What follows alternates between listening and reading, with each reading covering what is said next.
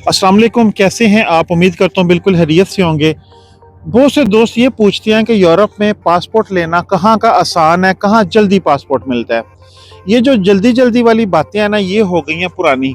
मेरे दोस्तों, अब इतना मुश्किल मरहला है कि जिस मुल्क का पासपोर्ट पहले 5 साल बाद आप जमा करवा सकते थे, अभी 2-3 दिन पहले पुर्तगाल का जो प्रेसिडेंट है, उन्होंने इस चीज़ पे साइन कर दिए हैं कि 5 साल वाला कानून ख़त्म हो चुका है। अब आप 10 साल के बाद पासपोर्ट जमा करवा सकेंगे और निकलते-निकलते 3-4 साल लगेंगे, मतलब कि 14-15 साल के बाद आपको पासपोर्ट मिलेगा। स्पेन का आपको पहले ही पता है 10 साल चल रहा है। 10 साल का तो टाइम होता है ना, 3-4 साल डॉक्यूमेंट्स के बगैर भी आप रहते हैं, फिर डॉक्यूमेंट्स लेते हैं, 14-15 साल स्पेन में लग जाते हैं। स्वीडन वालों ने भी पहले से ये कानून चेंज कर दिया हुआ है पिछले साल से। अब वहाँ पे भी 8 साल के बाद पासपोर्ट जमा होगा, बल्कि आज पहला एग्ज़ाम आजकल में होने वाला है, उनका लैंग्वेज टेस्ट भी उन्होंने कर दिया हुआ है। रिक्वायरमेंट बहुत ज़्यादा हो चुकी हैं। इसी तरह फ्रांस की भी यही रिक्वायरमेंट है, हॉलैंड की भी यही रिक्वायरमेंट है, पोलैंड की भी यही रिक्वायरमेंट है। तो बंदा जाए तो जाए कहाँ? अब दूर के डोर सुहानों वाली बात है, ये मैं वाकई मानता हूँ कि यूरोप में एक पासपोर्ट होने के साथ साथ आपकी वैल्यू बहुत ज़्यादा बन जाती है। एक बंदे की कुर्बानी, मैं अपनी बात करूं, पूरी फैमिली में, पूरे ख़ानदान में मैं वाहिद पहला बंदा हूं जिसके पास यूरोप का पासपोर्ट आया है। अब मेरे बच्चों के पास है। आने वाली पूरी नस्लें याद करेंगे कि दादाजी और जनाब उन्होंने, हमारे दादाजी ने यह काम किया था। बात करने का मकसद है, लेकिन दादाजी जेडे ने ना, वो गंजे ना चक्रां च होए ने। दादाजी ਦੇ ਦੰਦ ਇਹਨਾਂ ਚੱਕਰਾਂ 'ਚ ਵਿਰਲੇ ਹੋ ਗਏ ਨੇ। दादाजी ਅੱਗੇ ਨਾਲੋਂ ਕੱਦ ਅੱਗੇ ਦਾ ਉੱਚੇ ਸੀ, ਹੁਣ ਥੋੜਾ ਨੀਵਾਂ ਹੋ ਗਿਆ। ਇਹ ਬਾਤ ਕੋ ਨਹੀਂ ਜਾਣੇਗਾ। ਕਿਸੇ ਬੰਦੇ ਨੇ ਇਹ ਗੱਲ ਨਹੀਂ ਕਰਨੀ ਕਿ दादाजी ਜਿਹੜੇ ਨੇ ਨਾ, ਉਹਨਾਂ ਨੇ 20-25 ਸਾਲ ਰਗੜਾਂ ਖਾਧੀਆਂ ने ਤੇ फिर जाके ਤੇ ਆ ਕੰਮ ਹੋਇਆ है। बात करने का मकसद है, जिस कंट्री में आप पहली दफ़ा आए हैं, जिसका आपने पहला रेजिडेंस कार्ड लिया है, वो 50 साल बाद भी आपको पासपोर्ट देगा ना, मिलना आपको वहीं का है। ये जो चीज़ें हैं ना कि हम डॉक्यूमेंट्स यहाँ से ले लें। अभी मैं आपको छोटी सी एग्जांपल देता हूँ। स्पेन के परमानेंट कार्ड लेके आप जर्मनी में आके चेंज करवा लें। जर्मनी में आपको पता है जो 3 साल का फास्ट कानून था वो ख़त्म हो गया है। 5 साल का जो कानून है, कहते हैं जी 5 साल बाद आप जमा करवा सकते हैं ब्लू कार्ड पे, ईयू कार्ड पे। वो निकलते-निकलते 4 साल लग जाते हैं, आपको 8-9 साल हो जाते हैं।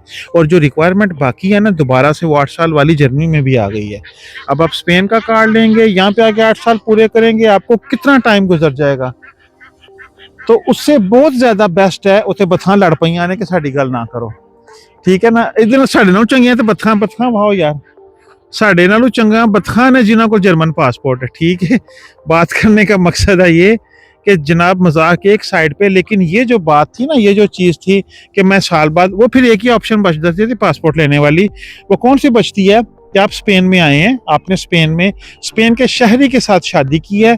अब मेरी बीवी है, उसने मेरे साथ, हमारी शादी रजिस्टर्ड हो गया स्पेन में, और 1 साल के बाद वो देले या दोस्त का और से का पेपर दे के पासपोर्ट ले सकती हैं। ये सबसे आसान तरीका है कि आप स्पेनिश शहरी के साथ शादी करें और 1 साल के बाद पासपोर्ट जमा करवा सकते हैं। जर्मनी में इतनी जल्दी नहीं मिलता। अगर आपने जर्मनी में जर्मन सिटीजन के साथ शादी की है और आप इलीगल थे, ये भूल जाएं कि ये आपको पेपर देंगे। आपको 7-8-10 साल इन्होंने लगा देने हैं, आपको नॉर्मल जो कार्ड होता है वो देते रहेंगे। तो सोच समझ के फैसला करें।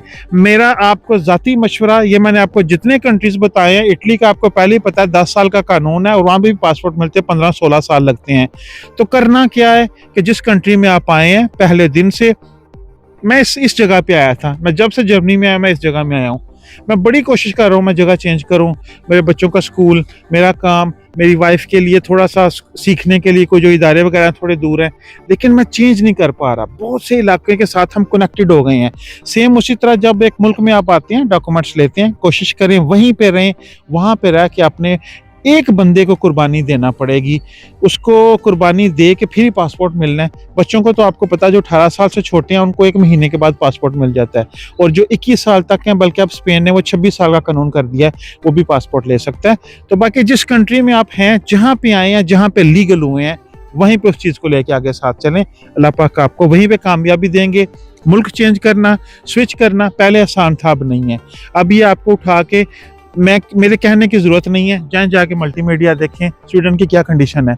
परमानेंट कार्ड वाले और पासपोर्ट वाले बंदे यार, छोटा सा क्राइम करो, छोटा सा क्राइम, आपका सिर्फ पुलिस के रिकॉर्ड में नाम आ जाए, आपसे नेशनलिटी वापस ले ली जाती है। अब वो पहले वाला यूरोप नहीं रहा। सोच समझ के डिसीजन लें। और बाकी फिर वही बात है कि दूसरों के मशवरे, दूसरों की चीज़ें सुनने में बड़ी आसान लगती हैं, जब बंदा खुद चलता है ना उस रास्ते पे, फिर समझ आती है कि असल लाइफ क्या है। अपनी ज़िंदगी को, अपने हर मामले को अल्लाह पाक के सुपुर्द किया करें, अच्छा फ़ैसला लिया करें। 2 महीने, 3 महीने, 4 महीने, साल डिले कर दें, लेकिन काम वो करें जो आने वाले कल के लिए अच्छा हो। क्योंकि आप जिस सड़क पे चल पड़े हैं ना, जिस ट्रैक पे, वहाँ से वापस आना, मुल्क चेंज करना बहुत मुश्किल हो जाता है। जर्नी भी अब वो पहले वाला नहीं है। आज अभी आप जर्मनी में आएँगे ना, भले आपके पास यूरोपियन पासपोर्ट है, आपको पहले 1 दिन में काम मिलता था, अब 6-7 दिन लग जाएँगे। लेकिन ये पासपोर्ट वाले बंदे की बात है। और जो डॉक्यूमेंट्स के बगैर आएगा, पता नहीं कब उसको डॉक्यूमेंट्स मिलने हैं। जर्मनी नहीं देता कागज़, हॉलैंड नहीं देता कागज़, बेल्जियम नहीं देता, फ्रांस नहीं देता। फिर क्या करेंगे? स्पेन में इमिग्रेशन खुली है, कागज़ लें, वहीं पे रहें, 10 साल टाइम पूरा हो, अपना पासपोर्ट लें, फिर जो करना करें। और आपकी वजह से आपकी पूरी आने वाली जनरेशन को पासपोर्ट मिलेगा, ये भी चीज़ ध्यान में रखिएगा।